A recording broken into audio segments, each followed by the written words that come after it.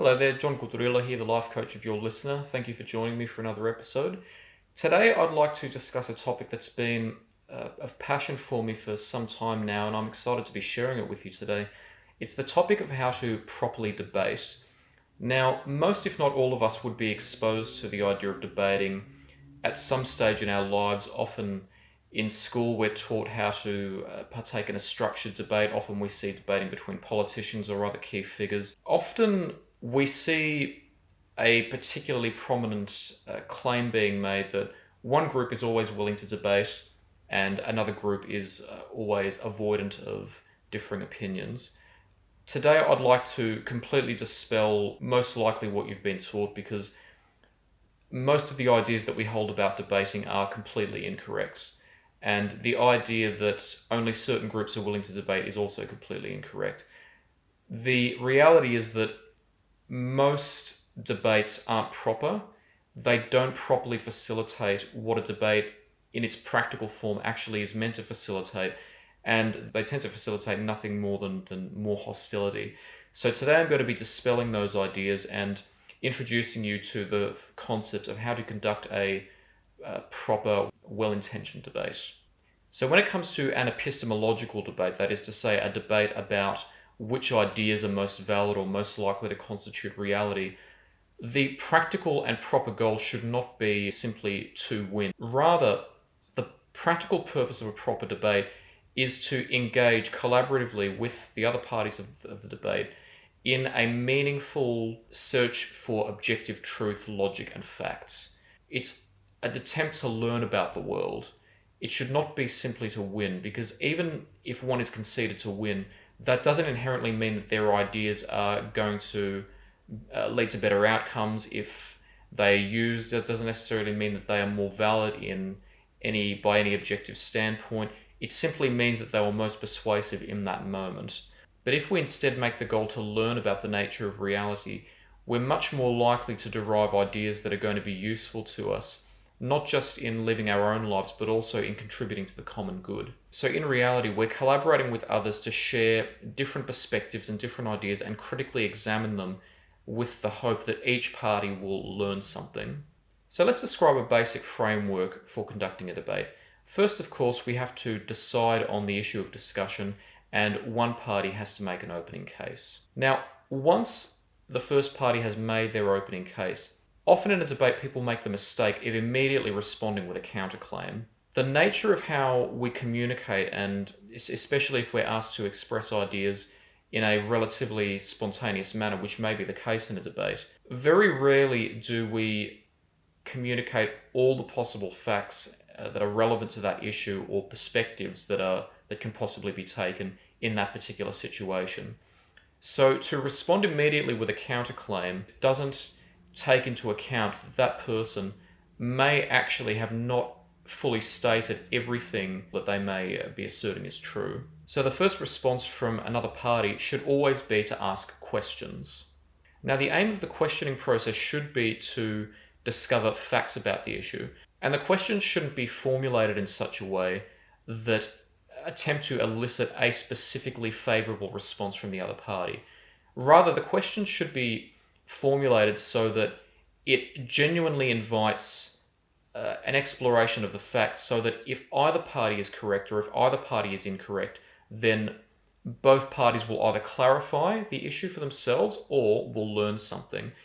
The question is essentially being asked by one party, but on behalf of all the other parties. It's them contributing what is an important question to be asking, not just for them to win, but for all parties to learn information that's important to the issue.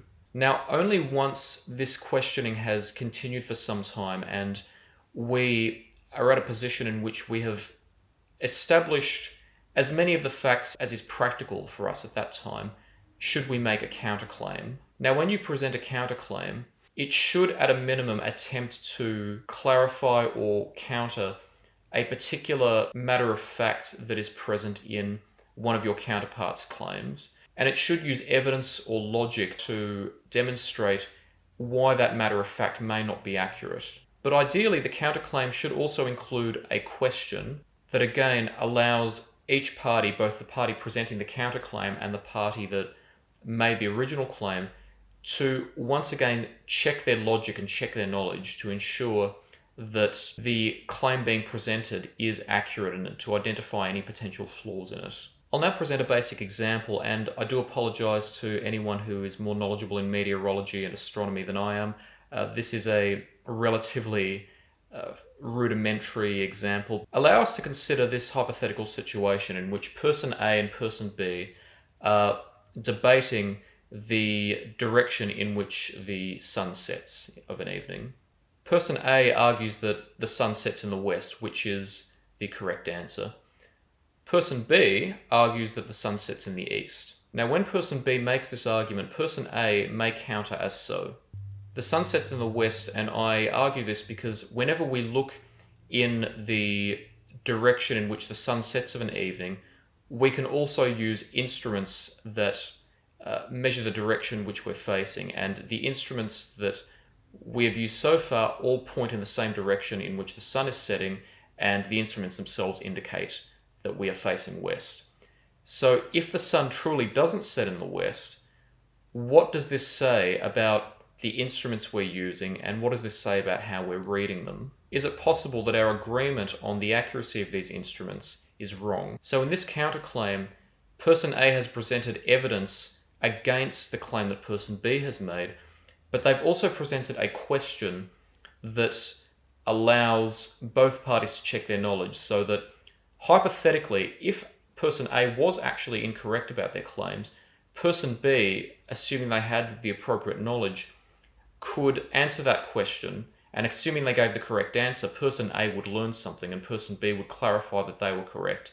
But seeing as person A is correct in this instance, person B is now faced with a challenge, and the challenge is not one that's intended to be threatening or confronting in any way, but they've been faced with a challenge to check their knowledge. Person A asked a valid question. Person B is now being presented with an opportunity to find an answer to that question, and if they find no answer other than yes, the instruments are all accurate and they all point in the same direction as the sun sets when the instruments are reading that we're facing west, then that person has learned something, that the sun does indeed set in the west. If, however, they can find a reason that those instruments weren't accurate, the debate can continue, and with further exchange of evidence and counter-evidence. Now, throughout the entire debate, there are certain guidelines which we should try to abide. When making counterclaims, we should avoid referring to the party who made those claims, and rather we should refer to the claims themselves. So instead of using words and phrases such as you, your, you are wrong, your claims are invalid, refer specifically to the claims. This claim may be invalid, or this claim may be inaccurate. And by doing that, we're establishing that the purpose of the debate is to examine facts and logic and reality, and not to question the character of the individuals engaged in the discussion. We also must maintain a level of composure at all times, which means that regardless of how any other party behaves, if they start to become emotionally heightened or start to use insults or exclamations to counter us, we should attempt to maintain our composure so that we're not escalating the conflict in any way. And likewise, we should avoid using any retorts that are designed to elicit an emotional reaction.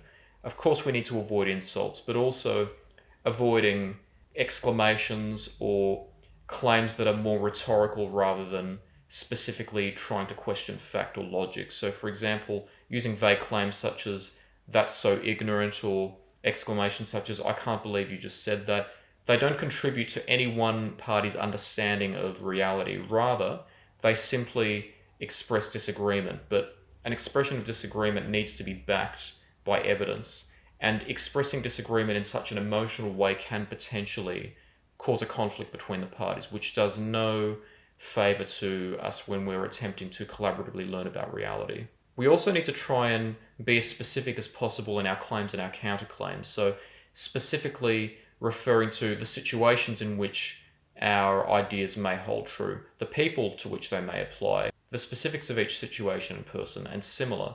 The more specific we can be, the more we can focus our choice of facts and arguments to use in our collaborative process, and the easier it will be for the discussion to take place because each party has a clearer understanding of the specific matters to which they should be attending. Likewise, throughout the process, we also have to be self-reflective and ensure that we're focusing on the specific issue at hand. It's very easy to engage in what might be termed straw manning, in which when a person makes a particular claim, we make a counterclaim that isn't actually specifically related to the issue that they've raised, but rather to a more vague and general issue that may be related in some way, but doesn't actually relate specifically to the essence of what that person has contributed. And if we allow straw manning to escalate, then we can not only escalate conflict, but it also, again, does nothing to contribute to our understanding of the world. Now, it's also extremely important to use empathy because when we debate, often we're discussing topics that may have particular emotional significance to people, and they may elicit an emotional reaction when discussed. And just because a person's claims may not necessarily be factually accurate or may not follow the most stringent possible logic, it doesn't mean that those particular ideas aren't still important in some way, and it doesn't mean that for them to have certain opinions or beliefs isn't justified. It may be perfectly understandable from a psychological standpoint. And so using empathy is an important way, as long as it's genuine, to show the person that we're partaking in this process to learn and to teach, not to defeat. And empathy, most importantly, takes the form of active listening. That is to say, when somebody makes a statement or a claim, that we absorb that information with the intent to understand it, to ask questions, and to reflect, which means to respond in a way which indicates that you've understood the nature of the claim, the specifics, and why the person might believe that. Quite importantly, when somebody makes a claim that you believe to be true, do not treat them as an adversary. Acknowledge that they have made a claim that is true. And on a larger scale, if you believe that the entire basis of your argument has been disproven, acknowledge it. There is no shame in acknowledging that you may have been wrong. In fact, this is the noble solution. If the whole process is to learn, then there should be no shame in you acknowledging that the other person has taught you something. Now, I'd also like to respond to a particular issue that's often raised when it comes to debating, and specifically remaining calm in a debate and being able to converse with people, even though they may have even widely different opinions. It's often been suggested that the idea of a calm, rational debate between people, even if they don't agree, comes from a privileged standpoint. And from my understanding, the basis of that argument is that there are certain opinions that protect the most powerful in society, and then there are certain opinions that hurt people and disadvantage them. And the basis of the argument seems to be that the only people who can remain calm in the face of somebody else blatantly disagreeing with them are people who are in a minority of powerful individuals and to whom disagreement doesn't pose a threat. If somebody else's beliefs disagree with theirs, then they don't have any reason to feel anxious about them disagreeing. They don't have any reason to have any bad feelings about it, because in the end, if somebody else disagrees or not, the person receiving those counter-arguments will still be powerful and privileged, and the other person will still be powerless. I can understand why this is an argument, and as somebody with personal experience in this, in which I've witnessed other people make blatantly invalid claims about issues that are important to me, I can understand that it can be quite an emotionally reactive experience when somebody makes a claim that invalidates your experience and potentially even invalidates danger in which you found yourself. A particularly relevant example is when somebody makes a claim that a mental illness that is quite real and has a real and lasting impact on a person's capacity to live their daily life isn't real. And they complain that society seems to be over-pathologizing every possible personality and every possible human trait, and that it's a sign that society is somehow becoming weaker and that individuals are becoming less resilient and more avoidant in their interactions with the world. To someone who experiences that mental illness, it's quite understandable that they should become upset when they hear that claim, because at first glance, it does appear that the only person who would make that claim is someone who hasn't been affected by the issue at all, and may even be demonstrating that they don't care, or that they don't want society's attention to be directed towards the people who need help with that issue. Maybe even by extension, they're suggesting that they're feeling like they lack attention in some way, and they'd rather attention be directed on them instead of other people. Those are all assumptions that one can make. It's difficult to demonstrate them without further investigation, but I can understand why those assumptions are easy to make. The response I have to this concern is, even though it's frustrating sometimes when people don't want to take our perspectives, nobody's cognition, including mine, is perfect. We all have cognitive flaws. Our emotions can distort our thoughts. It happens frequently, and it often happens without our knowing. And if we are to be truth seekers, we have to have patience in life in absorbing as much information as we can and processing it in a way that helps us learn about the world. Even if we know we're right, taking that example, even if we know that the mental illness is real, by absorbing information about what opinions exist, we don't have to agree with them. We don't even have to voice agreement. But by understanding the basis on which people believe those ideas, we're in a better position to counter them. For example, it's possible that people who deny the existence of mental illness may have a mental illness themselves and are ashamed of it. And so, to them, no amount of telling them that mental illness is real and that they're wrong is going to convince them of otherwise. But instead, if we are able to find evidence that that person actually may be harboring some shame about themselves, and we reassure them that they have no reason to feel shame, they're more likely to change their view. Now, this isn't to deny that a person who denies the existence of mental illness in others may have also caused harm in doing so. They may have made other people feel incredibly uncomfortable. They may have triggered their symptoms. They may have escalated some form of conflict. They may have even been, as has been claimed, the catalyst for other people to feel the same way. But if we convince them to change their view, then we're more likely to reduce the threat to ourselves and people like ourselves in the long term, because in the long term, that's one fewer person who is going to be espousing those ideas to other people. That's one fewer person who is going to be voting to, for example, eliminate supports for the mentally ill, or one fewer person who is more likely to act in a way that is aggressive towards a person who is mentally ill. And in the end, whether they deserve our compassion or not, if we and the people around us are less at threat because that person has changed, then we could say that the patience and the time that we took to understand that person's perspective yielded a benefit. The value that we place on that may vary, and establishing that is beyond the scope of this particular discussion. But if we want long-term change, responding to aggression with aggression isn't necessarily going to yield that. When we respond to aggression with aggression, the ultimate question from the interaction is, who is stronger, this party or that party? And then inevitably in those conflicts, people from both sides of the conflict are going to get harmed in some way. That just harbors further resentment. The conflict is going to continue until one party has completely eliminated the other. How much value does that have? Does destruction achieve a more effective long-term outcome than helping people to change within themselves?